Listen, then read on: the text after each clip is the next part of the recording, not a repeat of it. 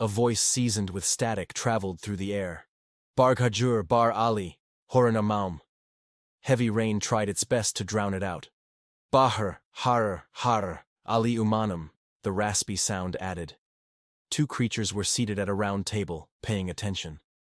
A tall umbrella, raised from its center to form a ceiling, kept their brown-spotted jackets dry. There, only a faint pink glow from a black rectangular display stood out in the downpour. The creature holding the device licked its fingers, and then wiped its greasy hands on its jacket, adding yet another dark brown spot to the collection. Upon witnessing that, the display braced itself. It too got marked.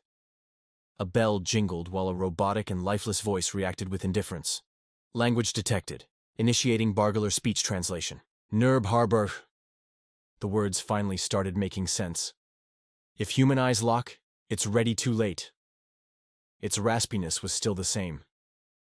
Dude, right place you came. Oh shit, listen to this.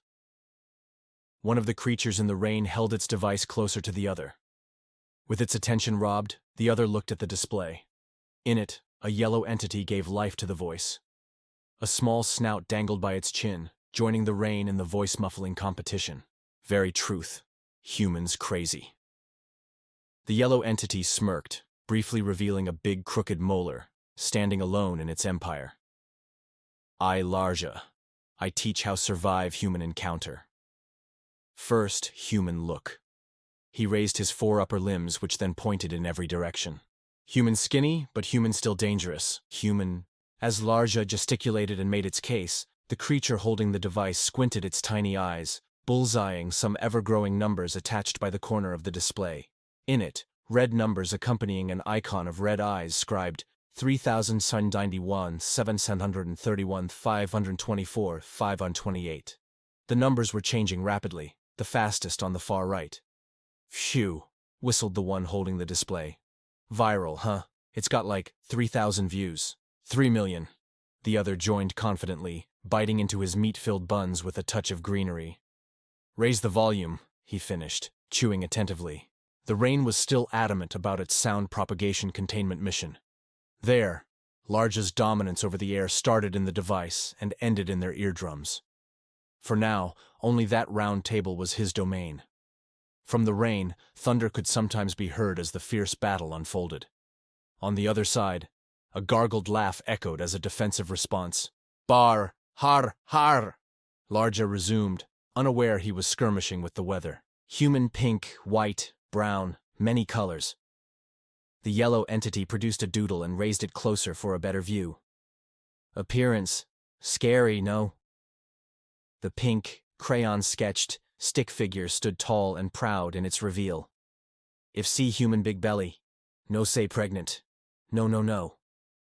The rain momentarily thickened down, as if such words were honorable warriors, worthy to be heard. It's 'cause if no pregnant and human mate nearby, he shoot you dead. The barrage of rain resumed. The two creatures watching exchanged looks. Damn. No, even say hi. Larja produced his own device and held it closer to his recorder. See? Watch this. Compressed twice, a video whose quality was questionable at best played. So, why did you do it? The Galactic Federal Police placed a recording device on a metallic table. In it, a pink creature was seated with his hands chained. There were two green blobs sporting blue caps and wearing dark shades across. They inquired, "Tell us, why did you kill Mr. Robert?" The pink creature gasped and shrugged. I didn't know that was Mr. Robert trying to say hi, sir. To me it looked like a cockroach was about to feast on my hamburger. The two blobs nearly melted. So, now you are calling the Chroma 5 individuals roaches, huh? Some of their bubbles popped viscously. It's not like that. Larja tucked the device in one of his many pockets. See? They kill if say hi. He slammed one of his many limbs against a wooden table he had nearby. Animals! Lightning struck in the distance, lighting up the sky. With it, a roaring thunder waved proudly, felling a tree as intimidation tactics. Anything else? A sneaky shadow emerged from the curtain of rain, joining their makeshift shelter. Oh, fuck! The greasy-handed creature snorted out loud. You scared me. Ugh, yeah.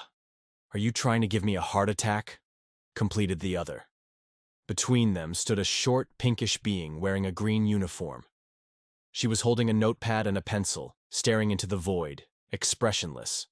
They kill ya, the video interrupted, unknowingly. Right, she continued. Anyway, I'll be back inside if you want more. Oh yeah. Bring more of those, Briggs hamburgers. The creature quickly diverted its gaze back to the screen. Yeah, his friend agreed. Yeah. Some, Coke, too. The presence quickly disappeared into the fog, indifferent from escaping such a battlefield. Barg'ha showed yet another video, compressed as many times as its pixels could be counted. With nearly unreadable blurs, it was titled, The Miracle of Life. The screen was completely filled with void and written in small letters. Strong scenes. Viewers' caution is advised. On focus, a pink creature in white and blue robes snatched a smaller one from its screaming mother's insides. It clipped their lifeline with scissors, severing their bond forever. Moments later, the robed man held the motionless creature with one hand and wound up for the largest slap one could bear witness. Slap! The poor infant tore up the air with its shrieking cry to then be returned to its mother. Everyone applauded as the video zoomed in on the baby being hugged by his red-faced mom, still in such a vulnerable position. Animals! The yellow entity blew his snout up, arms extended open. Savages beat born child. One of the two watching creatures reacted with a burp. That shit's ugly. Barg'ha kept firing. No eye contact, run, no visit Milkway, no say hi, no sit close, no compliment. As he was stacking his list of no-dos, drawings made out of crayon popped on the screen and illustrated each item as they were mentioned. He continued.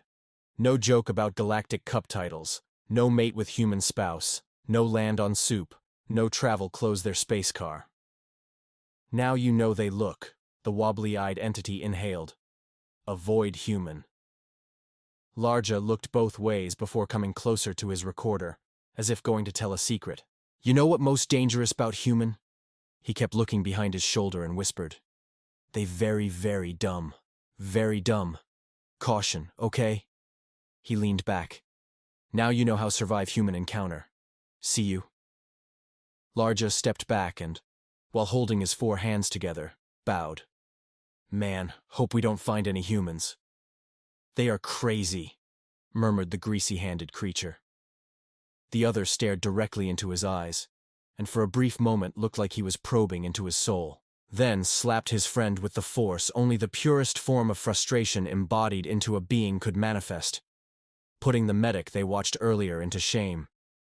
You dumb fuck, he shouted. We are humans. Oh shit. The slapped epiphany made his friend come into his senses.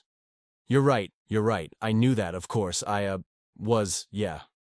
Anyway, let's pay our bills and bail. Yeah, then grab more Briggs for later. Finally, after licking his buttery finger, he picked up his device and slammed it on the corner of the display. The screen faded to black, its audio lost the battle here, but this war was being fought on many fronts, across many other such establishments or households. The rain alone, but ever so watchful.